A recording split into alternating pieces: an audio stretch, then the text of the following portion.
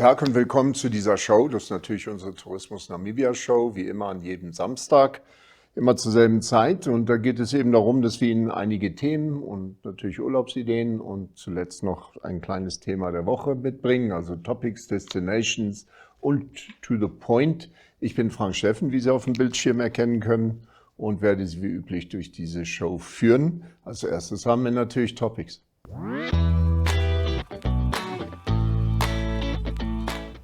Ja, in den Topics haben wir diesmal ein Thema, das haben wir schon mal auf der Show behandelt, aber es gibt wieder Fortschritte. Und zwar geht es um die Alte Feste. Und hier sehen Sie die Bilder. Das Ministerium für Bildung, Kunst und Kultur hat 5 Millionen Namibia-Dollar für Phase 1 der Renovierung der Alten Feste bereitgestellt. Einer Initiative des Windhoeks, also einer Initiative, die danach trachtet, eben Windhoeks ältestes Wahrzeichen in ein lebendiges Kulturzentrum zu verändern. Und mit diesen Mitteln werden die ersten Schritte zur Einrichtung dieses Museums, zur Erinnerung an den Völkermord und eines Kompetenzzentrums für Kunst und Handwerk unterstützt, das das namibische Erbe eben würdigen soll und dann eben auch die Gemeinschaft engagieren und fördern soll. Also wie bereits in der Allgemeinen Zeitung und auch auf dieser Show vorher berichtet, wird das Namibia Arts, Craft and Design Center zusammen mit dem Bildungsministerium das Projekt beaufsichtigen und dem ikonischen Gebäude, das seit 2014 für die Öffentlichkeit geschlossen ist, ein neues Leben einhauchen. Und der Beitrag ergänzt die Unterstützung der US-Botschaft in Höhe von rund 4,2 Millionen, das ist ja, worüber wir damals gesprochen hatten.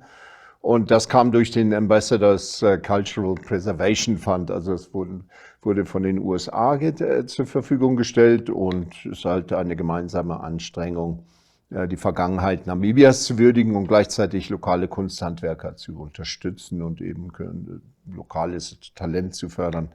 Die neu gestaltete Alte Feste wird ein Völkermordmuseum, einen Kunsthandwerkermarkt, eine Galerie, einen Veranstaltungsraum im Innenhof und vieles mehr beherbergen. Durch diese Umgestaltung wird ein Gleichgewicht zwischen historischer Erhaltung und moderner Funktionalität geschaffen, das sowohl für Namibia als auch für internationale Besucher ein Wahrzeichen darstellen soll. Ja, wie gesagt, das ist ein heikles Thema. Wir haben uns oft auch darüber aufgeregt, weil im Moment ist es ein Gebäude, das mitten in der Stadt steht, oftmals nur verkommt. Und ich finde es ganz gut, dass da was passiert und die USA ist da tatsächlich hinterher. Gab so manche, als wir darüber schrieben in der AZ, die meinten, ob das wirklich was wird, aber tatsächlich wird langsam was. Und ich finde auch die Idee gut, da hinten das Museum anzubauen an die Hinterseite. Vielleicht gucken Sie nochmal auf die AZ-Internetseite, da werden Sie bestimmt einfach, wenn Sie nur Alte Feste eingeben, werden Sie bestimmt auf den Artikel stoßen. Ja, und dann geht es in zweiter Instanz um Casa. Casa ist natürlich Kavango, Zambezi, der Park, der also grenzübergreifend ist, von dem wir ja in diesem Jahr auch oft berichtet hatten. Und die Kavango Zambezi Transfrontier Conservation Area, so ist ja der volle Name, also Casa, wird oft fälschlicherweise als ein Gebiet wahrgenommen, in dem es ausschließlich um den Schutz der Tiere geht. In Wirklichkeit sind die Ziele des Casa in Bezug auf die Erhaltung der Tierwelt und das Wohlergehen der Bevölkerung eng miteinander verknüpft. Also es ist ja nun mal ein grenzübergreifendes Schutzgebiet und es ist eine Landschaft, in der knapp 3 Millionen Menschen leben. Also laut Casa haben die Casa TFCA Partnerstaaten, also das Angola, Botswana, Namibia, Sambia und Zimbabwe, angesichts des zunehmenden Drucks auf das Ökosystem, die sogenannte Community Working Group, also CWG in Kasane, Botswana, einberufen. Damit will man die wirtschaftliche Entwicklung, nicht nachhaltige Nutzung natürlicher Ressourcen, den raschen Klimawandel und demografische Faktoren, einschließlich inkompatibler Landnutzung und derer erheblichen Auswirkungen auf die Lebensgrundlage der Menschen, beobachten und ihnen natürlich entgegenwirken. So will Casa die Fähigkeit der Gemeinschaften, kollektive Maßnahmen zu ergreifen, in Anspruch nehmen. Und auf dem ersten Treffen unlängst wurden die Inbetriebnahme und Umsetzung verschiedener strategischer Instrumente erörtert. Dazu gehört die Strategie zur Diversifizierung der Lebensgrundlagen und an den Klimawandel angepasste Lösungen. Also ich finde das ganz gut.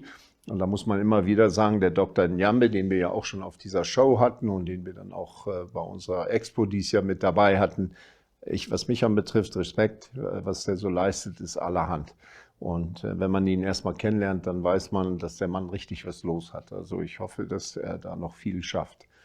Ja, und dann zuletzt haben wir die sogenannte Devil's Claw. Das ist natürlich unsere Teufelskralle, die eben in Namibia exklusiv geerntet wird. Und da hat jetzt das Umweltministerium im Rahmen des Projekts Namibia Integrated Landscape Approach for Enhancing Livelihoods and Environment kürzlich Mitglieder der Nkulivere des Nkulivere Hegegebiets in der West-Kavango-Region in der nachhaltigen Nutzung der Teufelskralle geschult. Ziel dieser Schulung war es, die Möglichkeiten der Kommunalbevölkerung zu verbessern, damit sie ihren Lebensunterhalt mit der Teufelskrallenernte verdienen kann. Und während derselben Schulung verkauften 62 Pflücker aus 6 Dörfern insgesamt 117 Säcke, gefüllt mit Teufelskrallen, zu einem Gewicht von, 1761 Kilogramm. Und das war ein Gesamtwert von mehr als 77.000 Namibia-Dollar. Nun war ich mal auf einer Farm nahe Usire, wo der Farmer tatsächlich hingeht und eben die Ernte von Teufelskralle erlaubt. Aber damit das Ganze eben kontrolliert ist, gibt er seinen Arbeitern immer Zugang zu einer gewissen Gegend auf der Farm, wo sie ernten dürfen. Und sie dürfen nur ernten, indem sie nicht die ganze Wurzel rausziehen. Denn das ist scheinbar der Trick bei der Teufelskralle, sonst ist das Ding auf Dauer nicht nachhaltig. Und was ich super fand von ihm, er wollte gar nicht groß Geld daraus verdienen. Sie sollten sich damit ihr Geld verdienen. Er suchte lediglich einen kleinen Beitrag zu seinen Petrolkosten. Und auf die Art hat er ihnen eben auch beigebracht, das Ding, also die Teufelskralle nachhaltig zu benutzen und andererseits ihnen auch die Möglichkeit zu geben, sich ein ordentliches Taschengeld zu verdienen. So hat halt jeder so seine Ideen, aber ich fand das damals ganz toll, was der da so machte. Ja, und damit sind wir schon am Ende unserer Topics, also unserer Themen, und als nächstes haben wir die Destinations.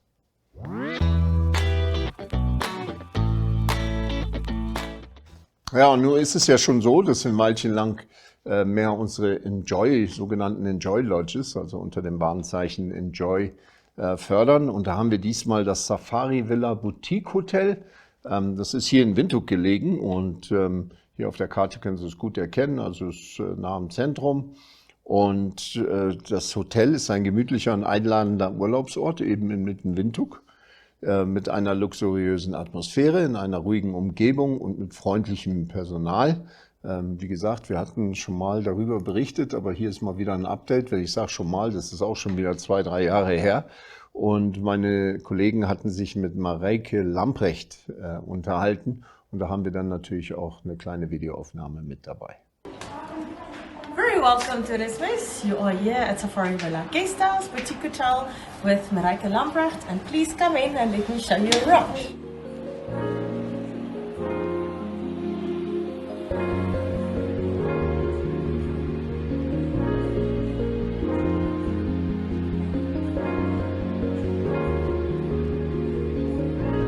Good morning, my name is Mareike Lamprecht.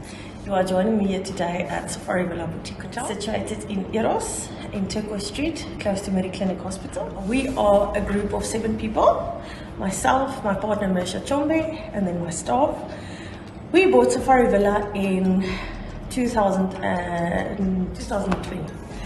It was through COVID, and I was thinking of a plan, how can I make money while also raising my children? Today it's difficult for a mother to work from 7 to 8 and still be able to drive around and look after your kids. So then COVID struck one day after the sale went through. So I thought, oh my gosh, how am I going to do this? But in fact, it was a wonderful time because it was locked down and we had to live in the guest house. And that is the only place and the only way that you can really see stuff that's wrong and stuff that doesn't work. So I lived here for a long time through COVID while we were renovating, and as we will show you afterwards how it looks. It is an upper class luxury hotel where you can find yourself very close to Joe's Beer House and all the other places, like I mentioned, hospital, and you're just near everything, and it's still very luxurious. You will not say it's definitely not a normal guest house, but it's tiny. We have 10 rooms, so yeah, it's a Safari Villa. As you come in, we will welcome you with lovely, or either if it's in the winter warm cloth, or if it's in the summer wet cloth to clean your hands, a welcoming drink, and our wonderful staff here will carry your bags.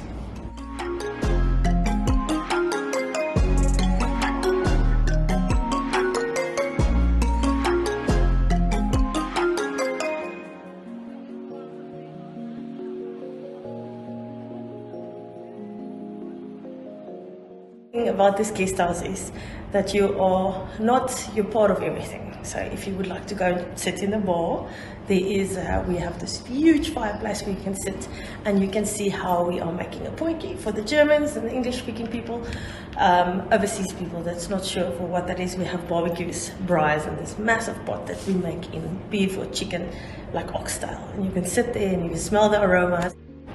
Here on my right hand side you see our kitchen, and my chef stands there and prepare the food in front of you. So there's chairs where you can sit and join him, and it just makes it more of a little home feeling than just a hotel room where you sit and you're very alone. We have here in the guest house, we have a self-catering flat with 2 rooms and a beautiful kitchen where you can help yourself, or if you are very lazy like I am, you just walk through here into the guest house and you can ask our chef Lazarus to cook you any meal. Please join us, where you can sit here with your family. Again, all flat screen TVs, Alexas, and everything you need. The whole place is equipped with Wi-Fi that you can download as much or whatever, it doesn't stop. Here's your kitchen area, and we also will stock you with drinks and water and whatever you would need. Then you have your 2 rooms, you can go in.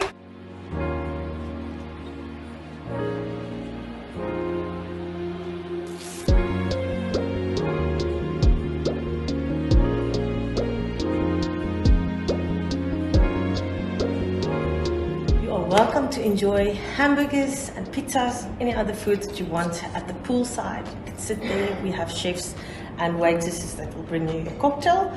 We have a beautiful heated pool of 50,000 liters, which is very big, and you will just be comfortable. You just feel like you are having a real holiday on an island. Because we have 10 rooms, and the 10 rooms all has fridges in them. We stock them with chocolates and beers.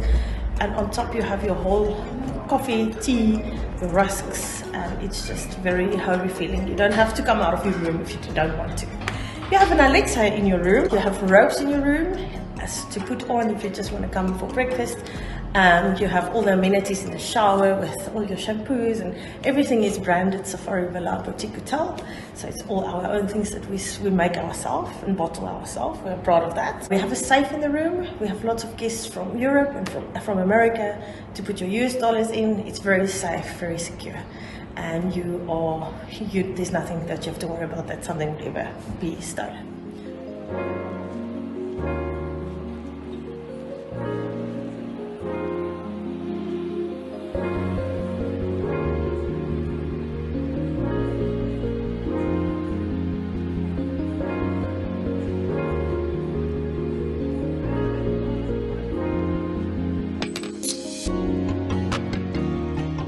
I just want to say this is the team that started with us in 2020, building this company to where it is today. Very successful and wonderful, wonderful place that we have. We would like to thank you for joining us today, and bye!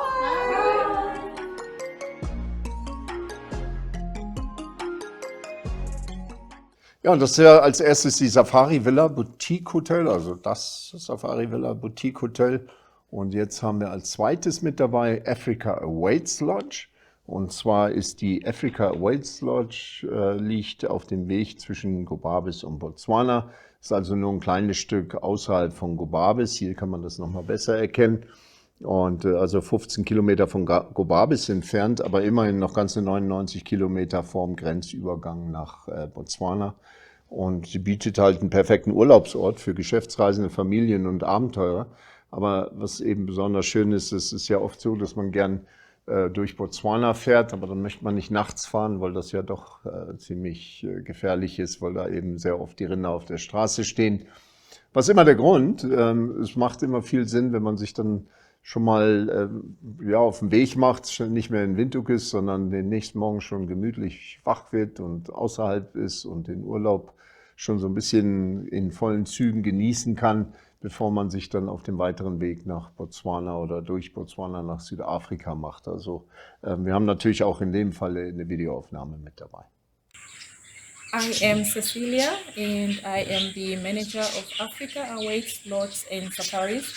We are situated plus minus 10 kilometers on the road to Namibia-Botswana borders. And our lodge here was established by Bertus and Barbara Pretorius, and it already has been in existence for over 13 years. We offer accommodation on luxury bed and breakfast basis as well as self-catering.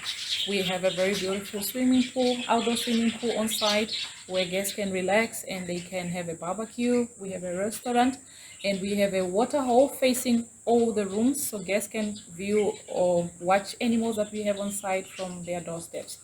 We have animals like oryx, we have eland, we have leeches, inyales, impalas, springboks, and zebras. We offer activities such as game drives. We also offer nature walking trails.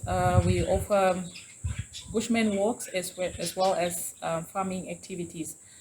So for bookings, you can contact us directly on the number +264 811 225 662, or you can book through Enjoy, Booking.com or Expedia. You can also find us on Facebook on Africa Awaits Lodge and Safaris page. Come one, come all, Africa awaits on you. Ja, und das ist die Africa Awaits Lodge, also Afrika erwartet sie Lodge im Prinzip übersetzt. Und das sind aber unsere beiden Destinations diesmal. Als nächstes haben wir dann noch To the Point.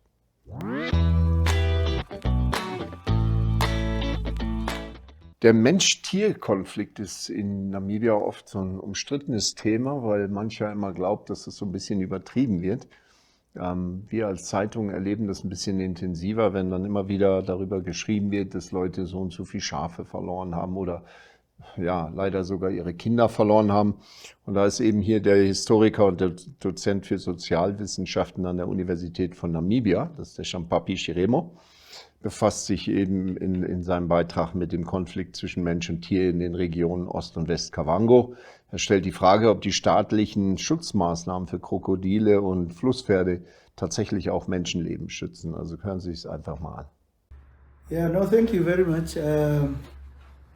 On the question of human-wildlife conflict in the Kavango East and West region, including Zambezi, of late, especially after independence, there have been an increased incidence of human-wildlife conflict, especially involving crocodile attacks, hippo attacks, buffaloes, and to some extent lions, lesser extent lions.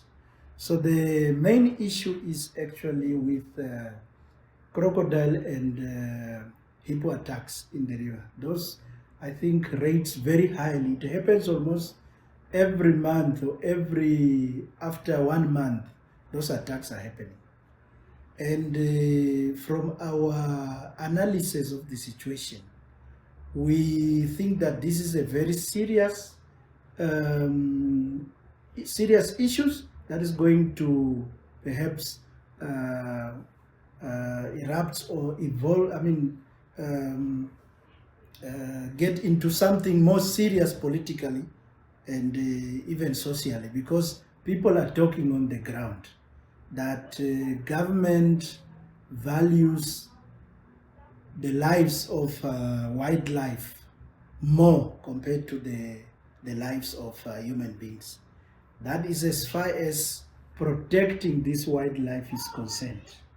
because if you trace the policies of protection of wildlife, especially in the riverside, it is very clear that during the colonial time, the Kavango River was always protected by government laws, but only as far as some of the animals, some of the game that's found in the river was concerned. This is more special about the hippos.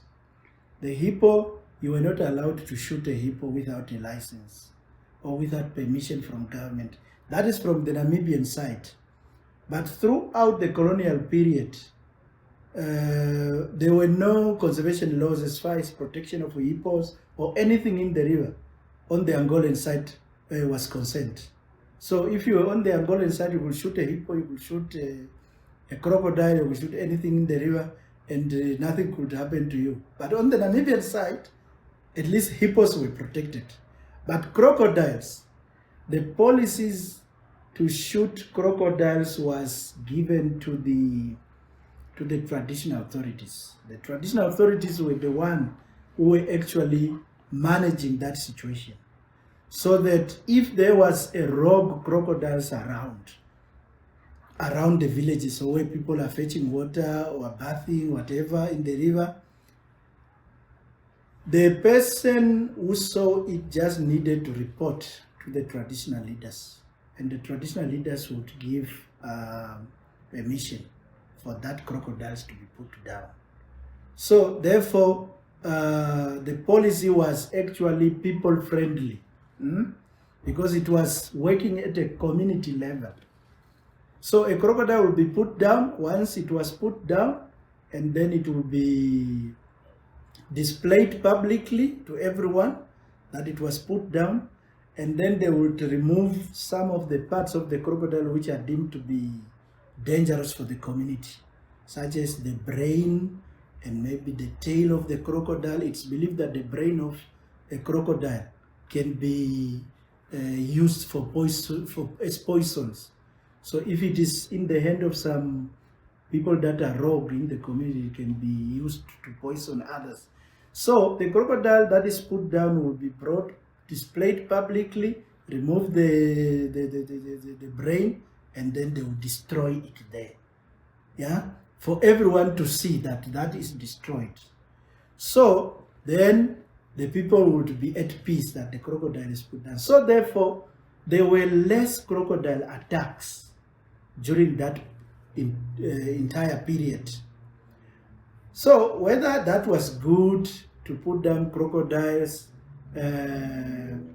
is measured in terms of the safety of the people at the time. People felt safe using the river, bathing there, whatever.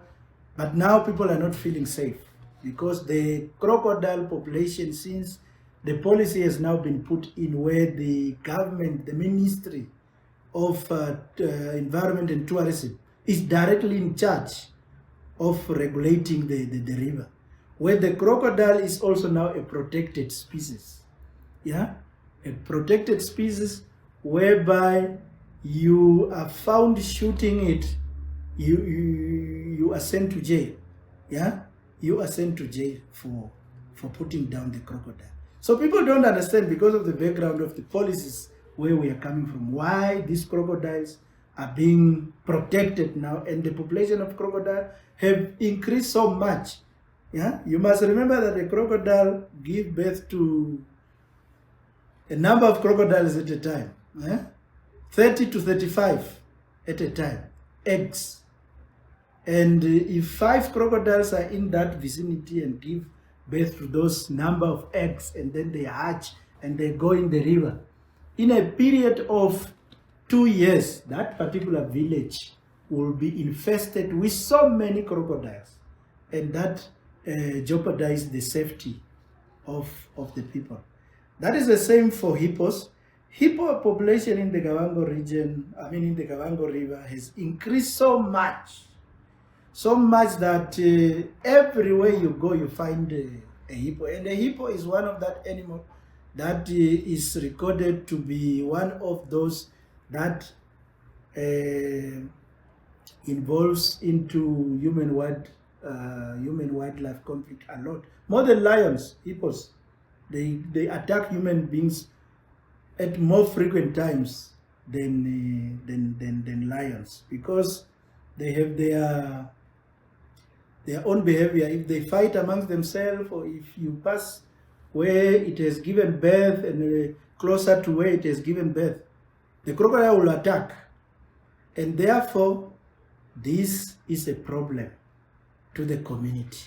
So, another issue is that what people are complaining about is the compensation for those that get involved in such human-wildlife conflict. Of course, of recent time, the policy has been adjusted to increase the amount of money one should receive, who gets attacked, who get killed, who get injured and all that. But still people feel that this is not enough. So it is better for the government to listen to the people on the ground and vouch their opinion, how they feel this human life, this game in the river should be protected. For example, we've seen that there are conservancies around, yeah, and these conservancies are mainly terrestrial, on the land. Can this not be extended to the rivers, where the river can be rezoned to make conservancies, so that at least now, if this game is being protected in the name of the people, yeah, of the state, the people will directly benefit from the protection of this game. For example, if some hunters come and hunt a hippo in that particular zone of the constituency, or a crocodile, whatever, that money directly goes to the people. In a way, you don't need to be killed, or you don't need to be injured for you to get compensation, for you to benefit a bit from the protection of this game. So if there's a conservancy in that zone of the river, a hippo is hunted, a crocodile is hunted, or any other animal that is hunted there, and the community gets benefit, people will start now to value, to realize the importance of protection of these dangerous animals. I mean, otherwise people don't see any reason why a crocodile should be protected. During the colonial time, the crocodile used to be shot, and the people felt safe, and they felt the policy was working. But now, people don't see that the policy is working at all. That is the issue that we have with these issues. I mean, with the protection of some of this game. It goes for lions, it goes for buffaloes, and all other animals that involves and elephants that are involved in human wildlife conflict. So that is what I see. But as for terrestrial game, such as elephant, buffalo, lions, at least there are conservancies. Yeah, there are conservancies in those regions where people are at least deriving some benefits. But as for the river ones, there's nothing at all. Ja, und das ist immer wieder, wie gesagt, das ist ein umstrittenes Thema. Und natürlich will man gerne diese Tiere aufpassen und sie schützen. Aber am Ende des Tages muss man schon mal zugeben, dass Menschenleben eben doch Vorrang genießen. Und es ist halt ein Thema, an dem immer so vorbei stolziert wird, statt einfach mal sich tatsächlich damit zu befassen. Auf den WhatsApp-Gruppen geht es manchmal hoch her, wo Tierschützer dann eben der Polizei Vorwürfe machen, weil sie Krokodile abschießen en masse. Was sicherlich nicht richtig ist, aber ich kann mir vorstellen, wenn dann eine Gruppe vor einem steht und sagt, so, 7-jähriges Kind soeben vom Krokodil verschlungen. Nummer 1, wie will ich überhaupt sehen, welches Krokodil es war? Und diesen Drang, einfach nur gesehen zu werden, dass man auch was tut, geht natürlich bei manchen, gehen irgendwie die Nerven durch und dann glauben sie, wenn sie 6 Krokodile erschossen haben, werden sie schon 1 davon erwischt haben. Es ist halt ein schwieriges Thema, absolut. Und hofft man immer, dass dann so ein bisschen mehr intensive Gedanken eingebracht werden und dass man mal sich wirklich damit befasst, wie man das besser machen kann. Wir sind auf jeden Fall am Ende unserer Show angelangt. Ich hoffe, Sie ein wenig unterhalten zu haben. Und so werden wir uns hoffentlich dann in der nächsten Woche wieder sehen, zur selben Zeit, an selber Stelle. Bis dahin, bleiben Sie gesund. Tschüss.